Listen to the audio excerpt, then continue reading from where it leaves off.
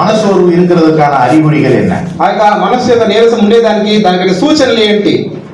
நீங்க நினைக்க என்ன பிரதர் பைபிள்ல இருந்து பேசுவீங்கன்னு பார்த்தா ஏதோ மெடிக்கல்லாம் பேசிட்டு இருக்கீங்களே அப்படி நீங்க நினைக்கலாம். మీరు అనుకోవచ్చు ఏంటి బ్రదర్ మీరు బైబిల్ నుంచి మాట్లాడతారు అనుకుంటే ఏదో మెడికల్ సంబంధమైన మాట్లాడుతున్నారే అని. இன்னைக்கு நம்ம வாழ்ற உலகத்தை நம்ம என்ன பிரச்சனைகளை எதிர்கொள்ளுங்கிறத முதல் புரிந்து கொண்டால்தான் அதுல இருந்து பைபிள் என்ன சொல்லுங்கிறத நம்ம கனெக்ட் பண்ணி படிக்க முடியும். ఈ దినాల్లో మనము జీవించే విధానంలో ఏ సమస్యలు ఉన్నాయని చెప్పి మనం గ్రహిస్తేనే దాని మూలంగా గ్రంథం పరిశుద్ధ గ్రంథం నుంచి ఏం మనకి తెలియబడుతుందని మనం నేర్చుకోగలం. அதனாலதான் நான் அதை கனெக்ட் பண்ணி சொல்றேன்.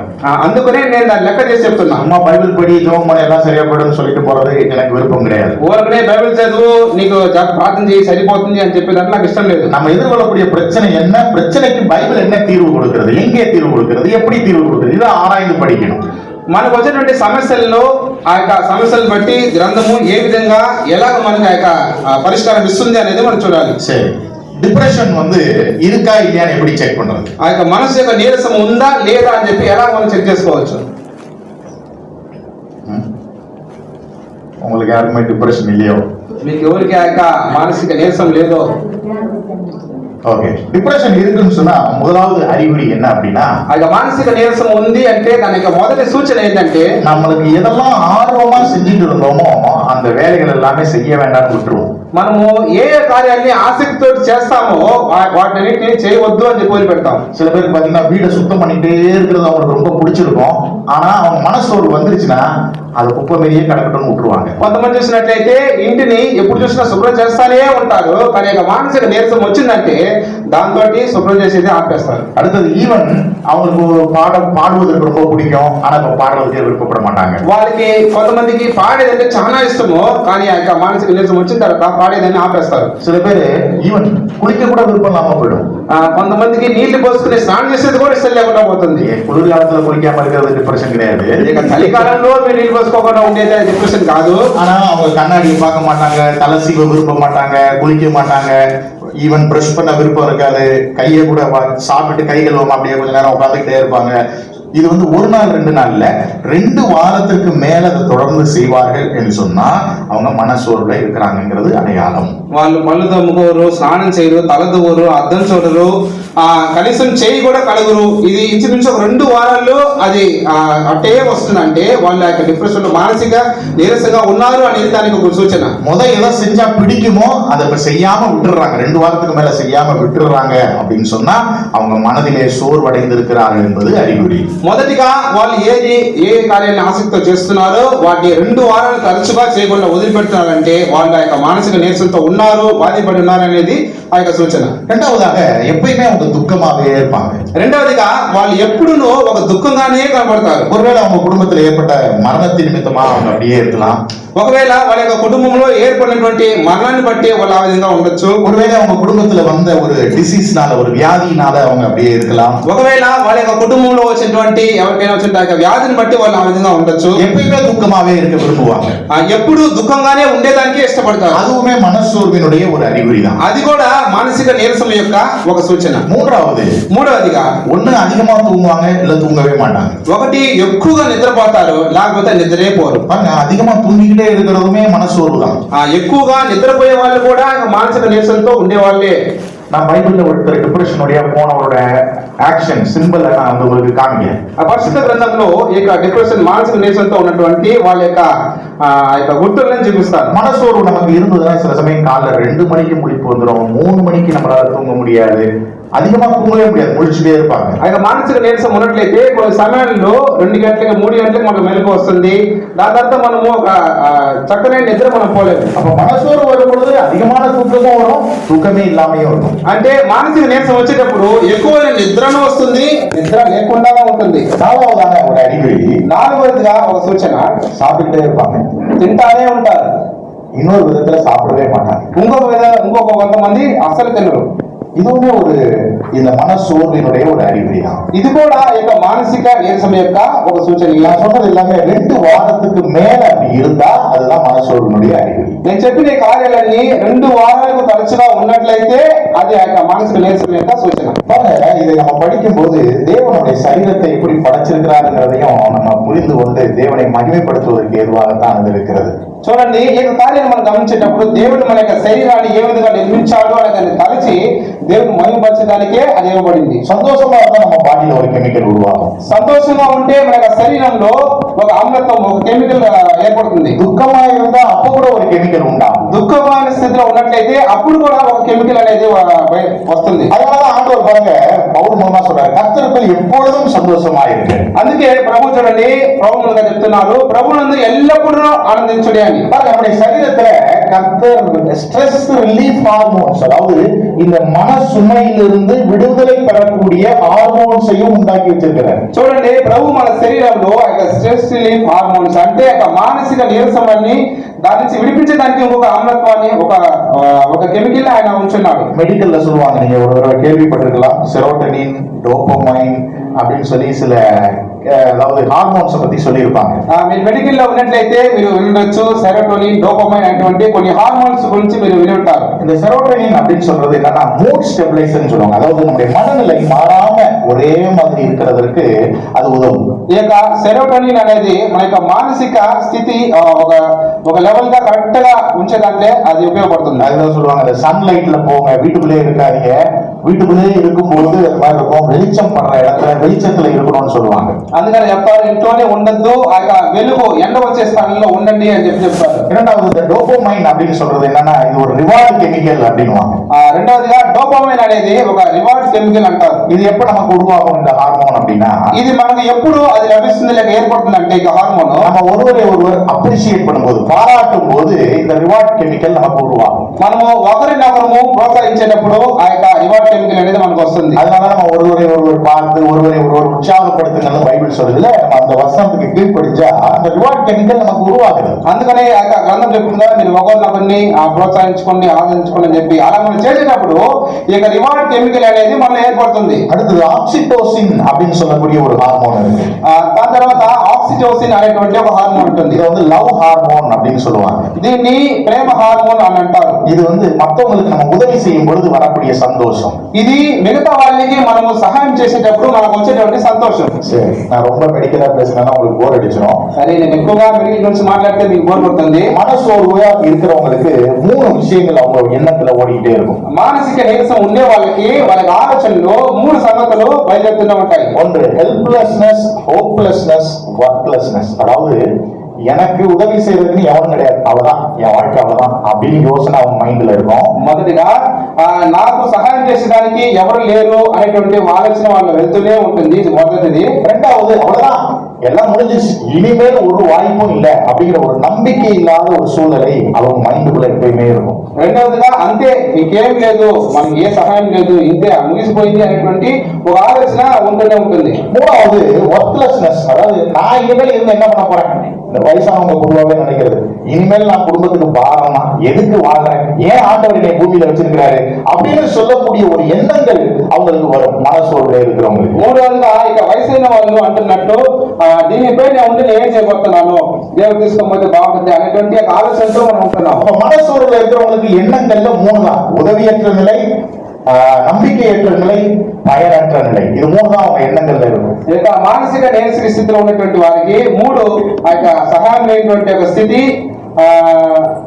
Helplessness, hopelessness, ஒர்க்லெஸ்னஸ். నమ్మకం లేనటువంటి స్థితి, ఇంకా అంతే అనేటువంటి ఒక స్థితి. சரி, இப்ப இந்த 3 விஷயத்திலையும் தேவ மனிதர்கள் இது வழியா போனாங்க, அவங்க எப்படி கடந்து வந்தாங்கிறத இப்ப பைபிள்ல இருந்து நான் உங்களுக்கு காண்பிக்கிறேன். ఈ యొక్క 3 స్థితులలో పరిశుద్ధ గ్రంథంలో దాటినటువంటి మనుషుల గురించి మనం చూద్దాం. முதல்ல ஹெல்ப்லெஸ்னஸ், உதவியற்ற ஒரு நிலையில வாழ்ந்த ஒரு பெண்மணியுடைய வாழ்க்கையில இருந்து நான் பைபிள்ல இருந்து உங்களுக்கு காண்பிக்கிறேன். మొదటిగా సహాయం లేనటువంటి ఒక స్థితిలో ఉన్నటువంటి ఒక స్త్రీని గురించి పరిశుద్ధ గ్రంథం రచన చూపిస్తాం. நமக்கு தெரியும் அன்னாளை குறித்து. మనకు తెలుసు అన్నాల గురించి. ஒன்று சாமுவேல் புத்தகம் 1ஆம் அதிகாரம் முதல் 20 வசனங்களை நீங்க வீட்டுல போய் படிச்சு பாருங்க. இன்னைக்கு మొదటి సమూయేలు గ్రంథము మొదటి అధ్యాయము మొదటి 20 వచనాలని ఈ రోజు ఇంటికి వెళ్ళి చదివి చూడండి. இந்த சம்பவம் நம்ம எல்லாருக்குமே நல்லா தெரியும். ఈ యొక్క సంగతి మనకు అందరికీ బాగా తెలుసు. ஓகேவா? அன்னாளுக்கு என்ன இல்ல? குழந்தை இல்ல. అన్నాకు ఏం లేదు, ఆ పిల్లలు లేరు. குழந்தை இல்லங்கிறதும் ஒரு விதத்துல ஸ்ட்ரெஸ் தான். పిల్లలు లేరు అనేది కూడా ఒక మానసికమైనటువంటి నీరసమే. ஸ்ட்ரெஸ்ங்கிறத விட அது ஒரு டிப்ரெஷன் ஸ்டேஜ் தான். అది స్ట్రెస్ ఏంటంటే ఒక మానసిక ఒత్తిడి కూడా. ஏன் குழந்தை இல்லைன்னா சாபம்னு சொல்லக்கூடிய காலகட்டம். ఎందుకంటే పిల్లలు లేరు అనేది ఒక శాపము అని చెప్పేటువంటి ఒక కాలస్థితి. வேதத்தின் அடிப்படையில நமக்கு குழந்தை இல்லைன்னா சாபங்கிறது யாரும் நினைக்காதீங்க. சாபம்னு பைபிள் எங்கேயும் சொல்லல. పిల్లలు లేరు అనే దాన్ని అది ఒక శాపమైన స్థితి అని ఎవరు అనుకోవద్దు. గ్రంథం మనకి ఆ విధంగా బోధించలేదు. ஓகேவா? குழந்தைய தேவன் கொடுக்கலன்னா அதனால தேவன் அவருக்கு மேல சாபம் கொடுத்துட்டாரு அப்படின்னு நம்ம நினைக்க கூடாது. పిల్లలు లేరు లేక దేవుడు పిల్లలు ఇయ్యలేదు అంటే వాళ్ళ మీద దేవుడి శాపం ఉంది అని మనం అనుకోవద్దు. ஆனால் பொதுவாக சமுதாயத்துல குழந்தை இல்லைன்னா அது ஒரு சாபமா தான் பாக்குறாங்க. కానీ సాధారణంగా సమాజంలో పిల్లలు లేరు అంటే దాని యొక్క శాపంగానే ఇతరులు చూస్తున్నారు. அன்னாள் வாழ்ந்த காலத்திலே அன்னாளுக்கு குழந்தை இல்லை என்பதை மற்றவர்கள் அது ஒரு சாபமாக பார்த்தார்கள். అన్నా దినాలలో అన్నాకు పిల్లలు లేరు అనే దాన్ని ఇతరులు చూసి దాని యొక్క శాపంగానే వాళ్ళు పరిగణించారు. கொஞ்சம் யோசிச்சு பாருங்க. இப்ப குழந்தை இல்ல, కొంచెం ఆలోచించి చూడండి. ఇప్పుడు పిల్లలు లేరు. சமூக ரீதியா போகும்போது அன்னாளுக்கு அது எவ்வளவு ஒரு மன பாதிப்பை ஏற்படுத்தியிருக்கும். సమాజ రీతిగా వాళ్ళు వెళ్ళేటప్పుడు అన్నాకి దాన్ని ఎంతగా ఆమెను బాధిస్తుంది. இப்பயுமே நீங்க பாத்தீங்கன்னா குழந்தையை பெற்றெடுக்காத ஒரு பெண்ணிடத்திலே புதிதாய் பிறந்த குழந்தையை கொடுக்க வேண்டாம்னு சொல்லுவாங்க. ఇప్పుడు కూడా మీరు గమనించండి, పిల్లలు పుట్టినటువంటి ఒక స్త్రీ దగ్గర ఇతరులు తమ పిల్లల్ని ఇవ్వద్దు అంటారు. మీరు చూసినట్టు பிள்ளையை வளர்த்தவள்கிட்ட பிள்ளையை கொடு, பிள்ளையை பெற்று எடுக்காத ஒரு பெண்ணிட்ட வந்து பிள்ளையை கொடுக்காதுன்னு சொல்லுவாங்க. పిల్లలను పెంచిన దాని దగ్గర పిల్లల్ని పంపించు, పిల్లలు లేని వారి దగ్గరికి పిల్లలు పంపించవద్దు అంటే చెప్తారు. அப்படி சொல்லும் பொழுது அவங்க மனசு எப்படி இருக்கும்? అలా చెప్పేటప్పుడు వాళ్ళ మనసు ఎంత భారంగా ఉంటుంది. அப்ப அன்னாளுக்கு சமூக ரீதியாக ஒரு மனசோர்வு உண்டாகிறது. అప్పుడు అన్నాకి ఆ యొక్క సామాజిక రీతిగా ఒక ఒత్తిడి ఏర్పడుతుంది. இரண்டாவது 1 சாமுவேல் புத்தகம் 1ஆம் அதிகாரம் 6ஆம் வசனத்தை வாசிங்க. రెండవదిగా మొదటి సాముయేలు గ్రంథం మొదటి అధ్యాయం 6వ వచనం చదవండి. యెహోవా ఆమెకు సందు లేకుండా చేసి ఉన్న హేతువును బట్టి ఆమె వైరియకు పెనిన్నా ఆమెను విసిగించుటకై ఆమెకు కోపం పుట్టించుచు వచ్చెను. பெண்ணினா என்ன பண்றாங்க? పెనిన్నా ఏం చేస్తుంది? இங்க உனக்கு குழந்தை இல்லைன்னு சொல்லி என்ன செய்யறாங்கன்னா அவளை கேலி செய்யக்கூடியவர்களாக அல்லது கிண்டல் செய்யக்கூடியவர்களாக இருக்கிறார்கள். నీకు పిల్లలు లేరు అని చెప్పి ఆమెను పరిహసించి ఆమెను ఎగతాళి చేసేదిగా ఉంది இல்லையா? அவங்கள வந்து குழந்தை இல்லைன்னு சொல்லி என்ன செய்யறாங்க? கிண்டல் செய்யறாங்க. అవును కదా, ఆమెకు పిల్లలు లేరు అని చెప్పి హేళన చేస్తున్నారు. அதுதான் நம்ம இங்க வாசிக்கிறோம். பெண்ணினால் என்று சொல்றது அவங்க குடும்பத்துல இருக்கிறவங்க, அதாவது அவங்களுடைய கணவனுக்கு முதல் மனைவியாக இருக்கிறாங்க. அவங்க வந்து என்ன செய்யறாங்கன்னு சொன்னா இவளை மிகவும் వేదనపడుతున్నారు. పెనిన్నా అనేటువంటి ఆమె తన భర్తకు మొదటి భార్య. ఆమె ఏం చేస్తున్నారంటే ఈమె హేళన చేసి చాలా బాధిస్తున్నారు. அதை நம்ம வாசிக்கிறோம். அவள் துக்கப்படும்படி அவளை மிகவும் விசனப்படுத்துவாள்னு வாசிக்கிறோம். ఆమెను విసిగించుటకై ఆమెకు కోపం పుట్టించు వచ్చను అని చెప్పి తెలుగులో చదువుతున్నాం. சரி, கொஞ்சம் யோசிச்சு பாருங்க. இப்ப அண்ணா என்ன பண்ணுவாங்க? కొంచెం ఆలోచించి చూడండి. ఇప్పుడు అన్న ఏం చేస్తారు? குழந்தை இல்ல உனக்கு பிள்ளை இல்லையான்னு கேட்டா உனக்கு பிள்ளை இல்ல பாரு அப்படின்னு சொல்லும் பொழுது அண்ணாலால என்ன செய்ய முடியும்? నీకు పిల్లలు లేరా అని చెప్పి అడిగి విసిగిస్తుంటే అన్న ఏం చేయగలుగుతుంది? இதுதாங்க உதவியற்ற நிலை. இதுதான் ఒక సహాయం లేనటువంటి పరిస్థితి. அண்ணால சுத்தி இருக்கிறவங்க எல்லாரும் கிண்டல் செய்யறாங்க. சமுதாயத்தினால ஒரு அழுத்தம் வருகிறது. தன்னுடைய சொந்த குடும்பத்திலையும் தன்னை வந்து விசனப்படுத்துகிறார்கள், கஷ்டப்படுத்துகிறார்கள். இப்ப உதவி செய்வதற்கு யாரும் இல்லை. உதவியற்ற நிலையில அவங்க இருக்கிறாங்க. అన్న చుట్టూ ఉన్నవారు అలా అడుగుతున్నారు. సమాజంలో ఉండేవాళ్ళు అందరూ ఆమెను అలాగ అడిగి ఆమెను ఒత్తిడి చేస్తున్నారు. ఇప్పుడు అన్న ఆ సహాయం లేనటువంటి స్థితిలో కనబడుతుంది. சரி, மனசோர்ல இருந்த அண்ணா என்ன செய்யறாங்க? 7ஆம் வசனம் வாசி பாருங்க. ఆ యొక్క మానసిక నీరసంతో ఉన్నటువంటి అన్న ఏం చేసింది? ఇప్పుడు 7వ వచనం చూడండి. அவள் கர்த்தருடைய ஆலயத்திற்கு போகும் சமயத்தில் அவன் வருஷந்தோறும் அந்த பிரகாரமாய் செய்வான். இவள் அவளை மனமடிவாக்குவாள். அப்பொழுது அவள் சாப்பிடாமல் அழுது கொண்டிருப்பாள். இதுதான் ஒரு மனசோர்வினுடைய ஒரு சைன். ఈ మానసిక నీరసం యొక్క ఒక గుర్తు లేక సూచన ఇది. நான் ஏற்கனவே சொன்னேன், அதிகமா சாப்பிடுறதும் ஒரு மனசோர்வு தான், சாப்பிடாம இருக்கிறதும் மனசோர்வு தான். నేను ముందే చెప్పాను, ఎక్కువగా తినేది కూడా ఒక మానసిక నీరసమే, తినకుండానే అస్సలు ఉండేది కూడా మానసిక నీరసమే. இங்கே அண்ணா தன்னுடைய உதவியற்ற சூழலை நினைத்து அவருக்கு சாப்பிட விருப்பம் இல்லை. అన్న ఆ యొక్క సహాయం లేనటువంటి పరిస్థితిని ఆలోచించి ఆమెకు భోజనం చేయడానికి ఇష్టం లేదు. நீங்க வாசி பாத்தீங்கன்னா அவள் அழுது கொண்டே இருப்பான்னு வாசிக்கிறோம். చూసినట్టయితే ఆమె ఏడ్చుచూ వచ్చిందని చూస్తున్నాం. எல்கனா கூட இந்த அண்ணாளை வந்து அதாவது அவளை சமாதானப்படுத்துறதுக்கு முயற்சிக்கிறார். ఎల్కన్నా కూడా ఆమెను కొన్ని మాటలు చెప్పి సమాధానపరచడానికి ప్రయత్నిస్తున్నాడు. கேட்கிறார், அண்ணாளே நீ ஏன் அழுகிறாய்? అన్నా నువ్వు ఎందుకు ఏడుస్తున్నావు? நீ ஏன் சாப்பிடாது இருக்கிறாய்? నువ్వెందుకు భోజనం చేయకుండా ஏன் சஞ்சலப்படுகிறாய்? నువ్వెందుకు అలమటిస్తున్నావు? ஆனா கூட அண்ணா என்ன செய்யறாங்க, அழுது கொண்டே இருந்தாங்க. ఆయన కూడా అన్న ఏం చేస్తుంది, ఏడుస్తూనే ఉంది. இதை இங்க நம்ம பார்க்கும்போது இப்ப அண்ணா உதவியற்ற சூழல்ல இருக்கிறார். ఇక్కడ మనం గమనించేటప్పుడు అన్న సహాయం లేనటువంటి నిస్సహాయ స్థితిలో కనబడుతుంది. சில சமயங்களில் நம்முடைய நிலைமையே இப்படிதான். కొన్ని సమయాల్లో మన యొక్క పరిస్థితి కూడా ఈ విధంగా ఉంటుంది. எல்லாரும் நிறைய கொஸ்டின் கேட்பாங்க, கேள்வி கேட்பாங்க. అందరూ ఎక్కువ ప్రశ్నలు అడుగుతూనే ఉంటారు. என்னால எதுவுமே செய்ய முடியாது, నేను ఏమీ చేయలేను. என்ன பண்ண முடியும்? ఏం చేయగలను? சில சமயம் லோன் நிறைய வாங்கியிருப்பாங்க, కొన్నిసార్లు లోన్లు ఎక్కువ తీసుకొని ఉంటారు. ஒன்று சரீரத்துல பலவீனம் ஏற்பட்டிருக்கும், அதனால வேலைக்கு போக முடியாத ஒரு சூழல் ஏற்படலாம். ఒకటి శరీరంలో బలహీనత ఏర్పడి అందును బట్టి పనికి వెళ్ళేటువంటి స్థితి వచ్చి ఉంటుంది. அது நம்ம வேலை பார்க்குற கம்பெனி லாஸ் ஆயிருக்கலாம், లేకపోతే మనం పనిచేసినటువంటి కంపెనీ నష్టపోయి ఉండొచ్చు. இந்த மாதிரி சூழல்கள்ல நமக்கு ஒண்ணுமே பண்ண முடியாது. ఇటువంటి పరిస్థితులలో మనం ఏం చేయలేము. இந்த நேரத்துல என்ன செய்யலாம்? ఈ సమయంలో ఏం చేయగలము? அண்ணால் என்ன செய்தார்களோ அதைத்தான் நாமும் செய்ய வேண்டும். అన్న ఏం చేసిందో దాన్నే మనం చేయాలి. அண்ணால் என்ன செஞ்சாங்க? అన్న ఏం చేశారు? 1 சாமுவேல் புத்தகம் 1ஆம் அதிகாரம் 10ஆம் வசனம் வாசித்து பாருங்க. మొదటి సమూయేలు గ్రంథము 1వ అధ్యాయము 10వ వచనాన్ని చూడండి. அவள் போய் மனம் கசந்து மிகவும் அழுது கர்த்தரை நோக்கி விண்ணப்பம் பண்ணி. இங்க அண்ணால் என்ன செய்தாங்க அப்படின்னா, ఇక్కడ అన్న ఏం చేస్తుందంటే தேவனுடைய சமூகத்திலே போய் மனம் கசந்து தன்னுடைய இருதயத்தை தேவனிடத்திலே ஊற்றுகிறார்கள். బహు దుఃఖాక్రాంతులై దేవుని యొక్క సన్నిధికి వచ్చి తన యొక్క హృదయంలో నిండుకుని ఉన్న దాన్ని ఆమె పోస్తుంది. இப்ப அண்ணாளுக்கு தெரியும், தேவன் மட்டும்தான் எனக்கு உதவி செய்ய முடியும். ఇప్పుడు అన్నకు తెలుసు, దేవుడు మాత్రమే నాకు సహాయం చేయగలరు, யாரும் உதவி செய்ய முடியாது, వేరే ఎవ్వరూ సహాయం చేయలేరు. தேவனால் எனக்கு உதவி செய்ய முடியும், దేవుని వలన నాకు సహాయం చేయడం కలుగును. அதனாலதான் அண்ணாள் மனிதர்களிடத்துல ஓடல. అందుకే అన్న మనుషుల దగ్గరికి వెళ్ళలేదు. ஏன்னா அந்த கர்ப்பத்தை கர்த்தர் தான் அணைத்து வைத்திருக்கிறார். ఆ యొక్క గర్భాన్ని ప్రభువే దాన్ని మూసివేస్తున్నాడు. என்ன ஃபெர்டிலிட்டி சென்டர் ஒருவேளை அன்னைக்கு இல்லாம இருந்திருக்கலாம். ஈவன் அது இருந்து அங்கே நம்ம போய் எல்லா ட்ரீட்மெண்ட் எடுத்தாலும் கர்த்தர் உதவி செய்யவில்லை என்றால் எந்த ஒரு பயனும் இருக்காதுங்கிறத அண்ணாள் இன்றைக்கு உணர்ந்து கொண்டாங்க. ఆ యొక్క దినాల్లో ఫెర్టిలిటీ సెంటర్ అనేది లేదు. ఒకవేళ ఉండి వాళ్ళు చికిత్స పొందుకుని ఉన్నా కూడా దేవుని వల్లే తప్ప వేరెవరి వల్ల ఇది కలగదు అనేటువంటి సంగతిని అన్న గ్రహించింది. உங்களுடைய வாழ்க்கையில அவ்வளவுதாங்க, எனக்கு உதவி செய்யறதுக்கு நீங்க யாருமே இல்ல அப்படிங்கிற நிலையில இருந்தீங்கன்னா நீங்க தேவனிடத்திலே அண்ணாள் செய்ததை போல அவருடைய சமூகத்திலே போய் உங்களுடைய இருதயத்தின் வேதனைகளை அவரிடத்திலே ஊற்றுங்கள், அவர் உதவி செய்ய முடியும். మన యొక్క జీవితంలో కూడా ఎవ్వరూ సహాయం చేసేటువంటి స్థితిలో లేరు, ఎవరో సహాయం కలుగుదు అనేటప్పుడు అన్నావలే దేవుని యొక్క సన్నిధిలో మన యొక్క వేదనలను తెలుసుకోగలరు. தேவன் மட்டும்தாங்க நம்மள சரியா புரிந்து கொள்ளக்கூடிய ஒரு தேவன். దేవుడు మాత్రమే మనల్ని సరైన రీతిలో తెలుసుకోగలరు. ஈவன் கல்யாணம் ஆகி 40 வருஷம் ஆனா கூட சில சமயங்கள்ல மனைவி கணவனை பார்த்து சொல்லுவாங்க, இவருக்கு 40 வருஷமா கல்யாணம் ஆயிடுச்சு, என்னை பத்தி இவருக்கு இன்னும் சொல்லுவாங்க. కొన్ని సమయాల్లో భార్య ఈ విధంగా చెప్తారు, 40 సంవత్సరాలు అయినా కానీ సరే పెళ్లి అయ్యి ఈయనకి నా గురించి ఏమే తెలీదు అని చెప్పి. கூட ஒருவரை பத்தி ஒருவர் என்னதான் 40 வருஷம் 50 வருஷம் ஒன்னா இருந்தாலும் 100 வருஷம் ஒன்னா இருந்தாலும் ஒருவர் சரியாக புரிந்து கொள்ள முடியாது. 40-50 సంవత్సరంలో ఏకంగా ఉన్నా కూడా ఒకరు నాకు సరిగా అర్థం చేసుకోలేరు. நீங்க இங்க 1 சாமுவேல் புத்தகம் 1ஆம் அதிகாரம் 13-14 வசனங்களை படிச்சு பாத்தீங்கன்னா, మీరు మొదటి సమూయేలు గ్రంథము 1వ అధ్యాయము 13-14 వచనాలు చదివించినట్లయితే அண்ணாள் வேதனையில போய் தேவனுடைய சமூகத்திலே அழுது ஜெபம் பண்ணிக்கிட்டு இருக்காங்க. అన్న వేదనతోటి వెళ్ళి ప్రభు సన్నిధిలో ప్రార్థిస్తున్నారు. ஏலி என்ன சொல்றாரு? ఏలి ఏమంటాడు? என்னம்மா குடிச்சிட்டு இப்படி உட்கார்ந்துட்டு இருக்கிறியான்னு கேக்குறாரு. నీవు ద్రాక్షరసంను తీసుకున్నావా అంటున్నాడు. இல்லையா? சில சமயங்கள்ல நம்ம வேதனையில இருப்போம், மக்கள் ஏதோ ஒரு வியாக்கியானத்தை நம்ம செய்யாத ஒண்ணு செஞ்சது மாதிரி சொல்லிட்டு இருப்பாங்க.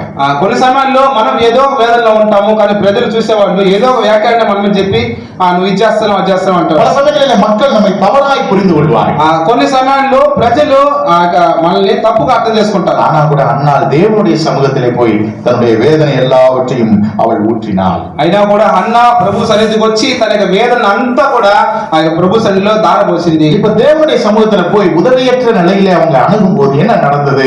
ఇప్పుడు ప్రభు యొక్క సన్నిధికి వచ్చి అక్కడ సహాయం లేనటువంటి స్థితిలో వచ్చేటప్పుడు అక్కడ ఏం జరిగింది? 1 சாமுவேல் 1:19 வாசித்து பாருங்க. మొదటి సమూయేలు గ్రంథము 1:19 వచనాన్ని చదివి చూడండి. அவர்கள் அதிகாலையில் எழுந்து கர்த்தரை பணிந்து கொண்டு ராமாவில் இருக்கிற தங்கள் வீட்டிற்கு திரும்பி போனார்கள். எல்கானா தன் மனைவியாகிய அன்னாளை அறிந்தான். கர்த்தர் அவளை நினைத்தருளினார்.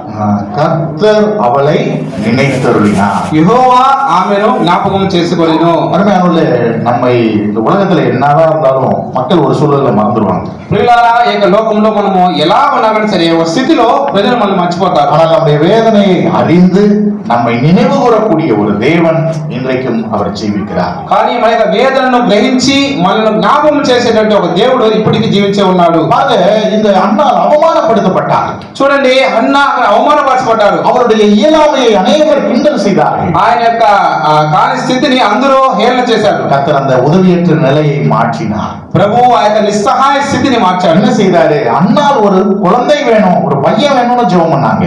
చూడండి, అన్న నాకు ఒక పిల్లోడు కావాలి, ఒక మగబిడ్డ కావాలి అని ప్రార్థన చేశారు. ஆனா தேவன் ஒரு தீர்க்கதரிசியவே ஒரு பையனா அவங்களுக்கு கொடுத்திருக்கிறார். కానీ దేవుడు ఒక ప్రవక్తనే ఆమెకు కుమారుడిగా అనుగ్రహించున్నాడు. யாராலும் ஐயோ நான் தனியா இருக்கிறேங்க, எனக்கு உதவி செய்யறதுக்கு யாரும் இல்ல. ஒருவேளை கணவனை இழந்தவர்கள், மனைவியை இழந்தவங்க நினைக்கலாம், எனக்கு நான் தனியா இருக்கிறேன், எனக்குன்னு யாரும் இல்ல அப்படிங்கிற ஒரு தனிமையை நீங்கள் உணர்வீங்கன்னு சொன்னா நீங்கள் தனிமையா இல்ல, தேவன் உங்களோடு கூட இருக்கிறார். నాకు ఎవరు లేరు అని చెప్పి భార్యను కోల్పోయిన వారు, భర్తను కోల్పోయిన వారు ఉన్నట్లయితే బాగా గ్రహించండి, ఇక్కడ మీరు ఒంటరిగా లేరు, దేవుడు మీకు తోడుగా ఉన్నాడు. சில சமயங்கள் வயசானவங்க சொல்லுவாங்க, நான் போய் பார்க்கும்போது சொல்லுவாங்க, ஸ்பர்ஜன் என் மனைவி இருக்கிற வரைக்கும் நான் காலையில காபி கொண்டு வா, டீ கொண்டு வா அப்படின்னு சொல்லி உட்கார்ந்த இடத்துல கேட்பேன். இப்ப மகள்கிட்டயோ மருமகள்கிட்டயோ கேட்க முடியாது. அவங்க எந்திரிக்கிறாங்களான்னு பார்த்துட்டு இருப்பேன், அவங்க கதவை திறக்கிறாங்களான்னு பார்த்துட்டு இருப்பேன், டீ கொண்டு வந்து கொடுத்தாதான் உண்டு அப்படின்னு வேதனைப்படக்கூடியவர்கள் உண்டு. కొన్ని సమయంలో నాకు చెప్తారు, స్పర్జన్ నా భార్య ఉన్నప్పుడు టీ అడిగిన వెంటనే వస్తుంది, కానీ ఇప్పుడు నా పిల్ల కారణం లేకపోతే నా కోడలు కారణం వాళ్ళు లేచే వరకు వాళ్ళు ఎప్పుడు లేస్తారా అని చెప్పి వేచుంటారని చెప్పి వేదంతో చెప్పినటువంటి కార్యాలు ఉన్నాయి. சில ஆண்டி வயசானவங்க தனியா இருக்கும்போது, எங்க ஹஸ்பண்ட் இருக்கும்போது என்னை வெளியிலாம் கூட்டு போவாரு, இப்ப நான் என் பையன்கிட்டயோ என் பொண்ணுகிட்டயோ சொல்ல முடியாதுப்பா, எந்த ஒரு சந்தோஷமும் இல்ல, தனியா இருக்கிறேன், நான் தனியா இருக்கிறேன் அப்படின்னு சொல்லி நீங்க நினைக்க வேண்டாம், கர்த்தர் உங்களோடு கூட இருக்கிறார். కొంతమంది ఆంటీలు చెప్తారు, నాకు భర్త ఉన్నప్పుడు మేము ఏకంగా బయటకు వెళ్ళి వస్తాము, కానీ ఇప్పుడు నా కొడుకున నా కూతురు ఎదురు చూడలేను అని చెప్పి వేదంతో చెప్తారు. உடைந்த உள்ளத்தோடு நாம் தேவனை நோக்கி கூப்பிடும் போது தேவன் நமக்கு அருகாமையிலே இருக்கிறார். విరిగిన హృదయంతో మనం ప్రభువుని పిలిచేటప్పుడు దేవుడు మనకు సమీపిస్తుడే ఉన్నాడు. மற்றவர்கள் நம்மை இழிவாக அல்லது நம்மை கேவலமாக பேசினாலும் தேவன் அதை மாற்றுவார், தேவன் நம்மை கனப்படுத்துவார். మిగతా వారు మనల్ని తక్కువగా లేక హేళనగా చూసి మాట్లాడేటప్పటికి దేవుడు దాన్ని మార్చి మనల్ని కనపరుస్తాడు. அண்ணாவுடைய ஜீவிதத்திலே ஒரு உதவியற்ற நிலை, யாருமே உதவி செய்ய முடியாது, அந்த சூழலில் தான் இருந்தார்கள். అన్నా యొక్క జీవితంలో ఎవరు సహాయం చేయలేదు, నిస్సహాయ స్థితిలోనే అన్న కనబడుతున్నారు. ஆனால் தேவன் அந்த சூழலை மாற்றினார். కానీ దేవుడు ఆ యొక్క పరిస్థితిని మార్చాడు. రెండవదిగా நம்பிக்கையற்ற சூழல், నమ్మకము లేనటువంటి నమ్మకం పోయినటువంటి ఒక స్థితి. இல்லையா? மனசோர்வுல இருக்கிறவங்களுக்கு அவ்வளவுதான், இனிமேல் என்னங்க நடக்க போகுது, இனிமேல் ஒண்ணும் நடக்காது, நம்பிக்கையை இழக்கக்கூடிய ஒரு சூழல். మానసిక నిరసనలో ఉన్నటువంటి వారికి ఏమనిపిస్తుంది, అంతే ఇంకేం లేదు అంతే కదా అని నమ్మకం పోయినటువంటి ఒక స్థితి இப்படிப்பட்ட ஒரு சூழல்ல தாவீதும் கடந்து வந்தார். ఇటువంటి ఒక పరిస్థితిలో దావీదు కూడా ఆ స్థితిని దాటి వచ్చాడు. நீங்க வீட்டுல போய் 1 சாமுவேல் புத்தகம் 21ஆம் அதிகாரத்திலிருந்து 23ஆம் அதிகாரம் வரைக்கும் வாசித்து பாத்தீங்க.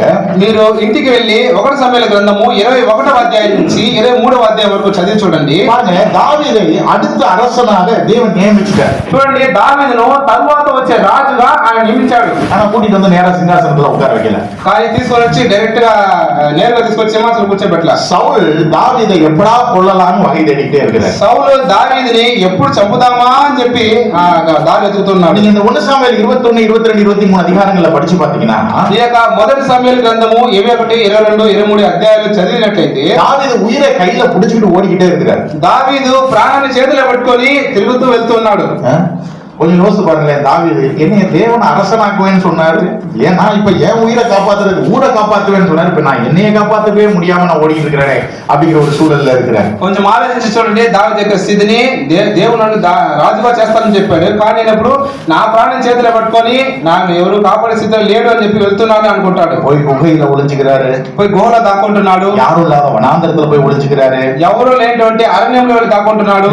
எல்லா இடத்துலயும் எங்கே சவுல் வந்து நம்மளை இவர் எங்க போய் மறைகிறாரோ சவுல் அங்க வந்துடுவார். అన్ని పరిస్థితుల్లో అన్ని స్థలాల్లో దావీదు ఎక్కడికి వెళ్ళి దాక్కుంటాడో అక్కడ సౌలు వస్తాడు. இப்படி ஒரு நிம்மதியான ஒரு வாழ்க்கை இருந்ததான்னு கேட்டா தாவீதுக்கு இல்ல. ఇటువంటి ఒక నెమ్మదిైన జీవితం దావీదుకు ఉందా అంటే లేదు. ஒரு வீட்டுக்குள்ள பாம்பு வந்துருச்சு, ఒక ఇంట్లోకి పాము జొరబడింది. நிம்மதியா யாராவது தூங்குவீங்களா? నెమ్మదిగా ఎవరు నిద్రపోతారా? தூங்க முடியுமா? నిద్రపోగలమా? இப்ப தாவீதோட நிலைமை அப்படிதான். ఇప్పుడు దావీదు యొక్క పరిస్థితి అలానే ఉంది. சவுல் என்னைக்குனாலும் நான் தாவீதை கொல்லாம விட மாட்டேன்னு சொல்லிட்டாரு. సౌలు ఏ రోజైనా దావీదుని చంపకుండా వదిలిపెట్టనని చెప్తున్నాడు. அதனால அங்கங்க போய் கெபில, அதாவது குகையில போய் மறைகிறாரு, கெபில மறைகிறாரு, வனாந்தரத்துல ஓடி போய் மறைகிறாரு, வேற வேற நாடுகளுக்கு ஓடுகிறாரு. அவர் வந்து టైర్డ్ అయిட்டார். దావీదు సౌలు భయపడి గుహలోను ఆ యొక్క అరణ్య ప్రదేశంలోను వేరే వేరే దేశాలకు వెళ్ళి దాక్కుంటున్నాడు. ఆయన వెళ్ళి వెళ్ళి వెళ్ళి నీరసమైపోయాడు. ஒரு கட்டத்துல அவர் சொல்றாரு, 1 சாமுவேல் 27ஆம் அதிகாரம் 1ஆம் வசனம் படிச்சு பாருங்க. 1 சாமுவேல் 27ஆம் அதிகாரம் 1ஆம் வசனம். మొదటి సమూయేలు గ్రంథము 27వ అధ్యాయము మొదటి వచనం చూడండి. பின்பு தாவீது, நான் எந்த நாளினாகிலும் ஒரு நாள் சவுலின் கையினால் மடிந்து போவேன். இனி சவுல் இஸ்ரவேலின் எல்லைகளில் எங்கேயாவது என்னை கண்டுபிடிக்கலாம் என்கிற நம்பிக்கை அற்று போகும்படிக்கும், நான் அவன் கைக்கு நீங்களாய் இருக்கும்படிக்கும் நான் பெலிஸ்தரின் தேசத்திற்கு போய் தப்பித்துக் கொள்வதை பார்க்கிலும் நலமான காரியம் வேறில்லை என்று தன் இருதயத்தில் யோசித்தான். இப்ப இருதயத்துல யோசிக்கிறார், முடிஞ்சு போச்சு, சவுல் என்னைக்கு நான் மாற்றணும் என்னை முடிச்சு விடுவாரு. ఇప్పుడు హృదయంలో అనుకుంటున్నాడు, నమ్మకం పోయింది, సౌలు చేతికి నేను ఎప్పుడు దొరుకుతానో నా పరిస్థితి అంతే అని. இவர் இருதயத்துல தான் யோசிக்கிறார், இருதயத்துல யோசிக்கிறார், హృదయంలో ఆలోచిస్తున్నాడు.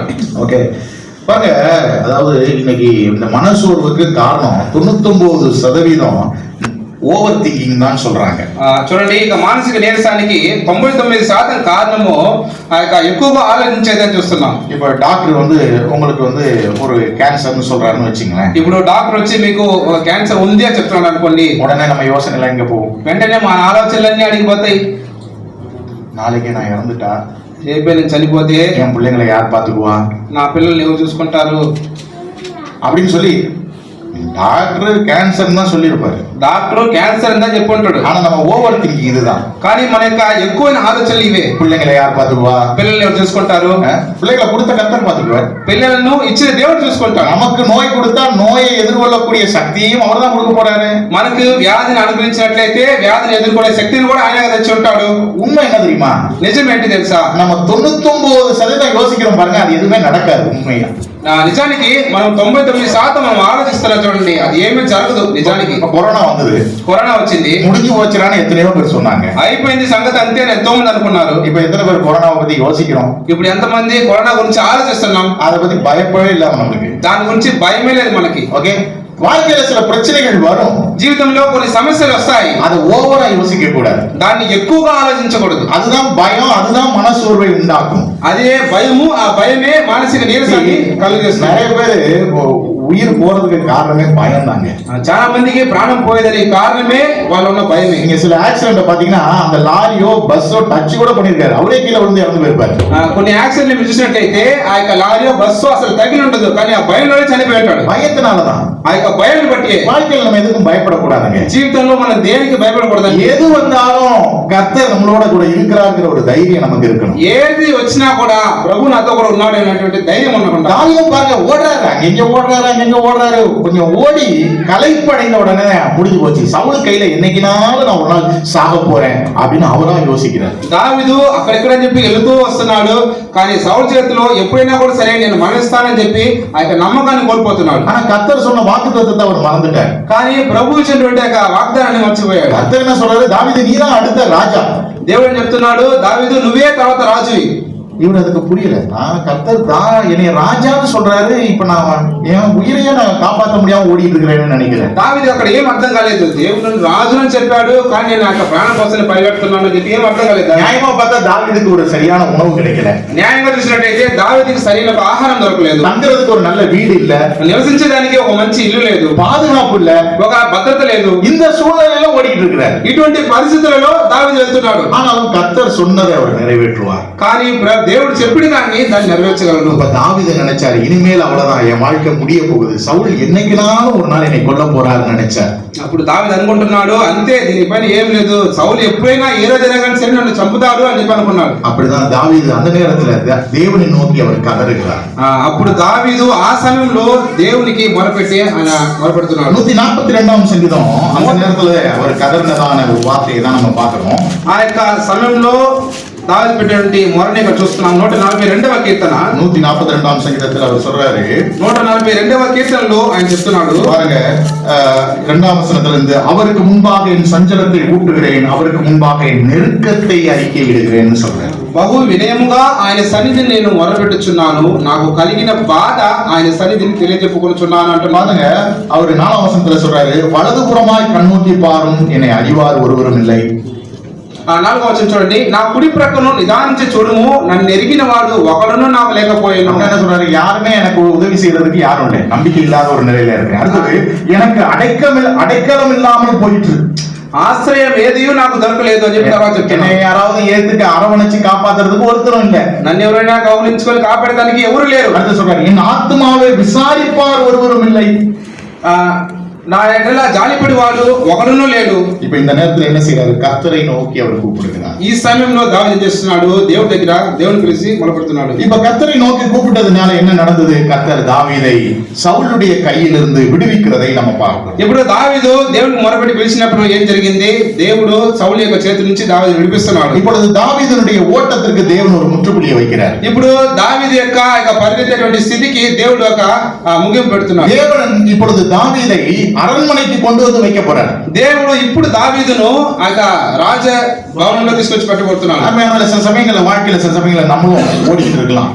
కొన్ని సమయాల్లో మనం కూడా ప్రియులారా పరిగెడుతూనే ఉంటాం, స్థితిలో ఉంటాం. சவுல் பட்டயத்தை எடுத்துக்கிட்டு வந்தாரு, அதனால தாவீது ஓடினாரு. இப்ப நம்மள யாரும் பட்டயத்தை எடுத்து தோர்த்தல.